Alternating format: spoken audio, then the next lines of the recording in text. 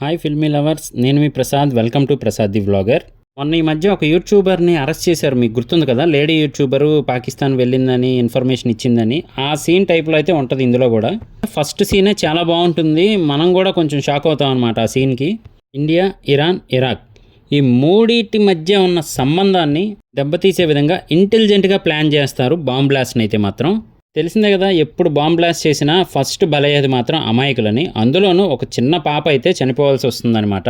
అందుకుగాను ఎంతో రగిలిపోతారు మన హీరో ఇంతకీ ఎవరో చెప్పలేదు కదా, జాన్ అబ్రహాం గారు.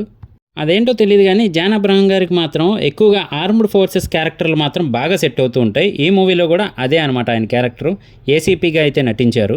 ఇక మెయిన్ స్టోరీ ఏంటి అంటే, ఒక పథకం ప్రకారమే ఆ బాంబ్ బ్లాస్ట్ అయితే చేస్తారు. కానీ దాని వెనక ఉన్నది ఎవరు అని తెలుసుకోవడానికి మన జాన్ అబ్రహాం గారిని అయితే పంపిస్తారనమాట. మొత్తానికి అటు తిరిగి ఇటు తిరిగి ఆయన ఎవరైతే చేశారో అతన్ని పట్టుకోవడానికి వెళ్ళేటప్పుడే అక్కడతో మిషన్ ఆపేసి తిరిగి వచ్చేయాలి అని చెప్పి అయితే మొత్తానికి పొలిటికల్ ప్రెషర్ ఆయన మీద అయితే పడుతుంది. కానీ ఆయన ఆ కేసుని అంతగా తీసుకోవడానికి గల కారణం, ఒక చిన్న పాప అయితే చనిపోతుందనమాట. అతనికి కూడా సేమ్ ఏజ్ కూతురు ఉండడంతో చాలా బాధపడతారు. అప్పుడే జాన్ అబ్రహాం గారికి సరైన సిచ్యువేషన్ అయితే ఎదురవుతుంది. ఏంటంటే, ఒకటి దేశం కోసం వెళ్ళి కాపాడాలా, లేదా ఉద్యోగం కోసం తిరిగి వచ్చేయాలా. దేశం కోసమే ముందుకు వెళ్తారు. కాకపోతే యాక్షన్ సీక్వెన్సెస్ బాగుంటాయి కానీ సినిమాలో ఎక్కువ ల్యాగ్ ఉంటుంది మనకి. అంటే అక్కడ వెళ్ళిన తర్వాత వాళ్ళని కలిసి చివరికి ఎవరు ఆ క్రిమినల్ అని కనుక్కొని అంతా చేసేటప్పుడు మాత్రం చాలా ల్యాగ్ అయితే ఉంటుంది. నిజానికి ఇదంతా కూడా ట్రూ బేస్డ్ స్టోరీ అనమాట. అంటే నిజంగా జరిగిన స్టోరీనే తీశారు, కాకపోతే కొంచెం ఫిక్షనల్ యాడ్ చేస్తూ ఉంటారు, తెలిసిందే కదా.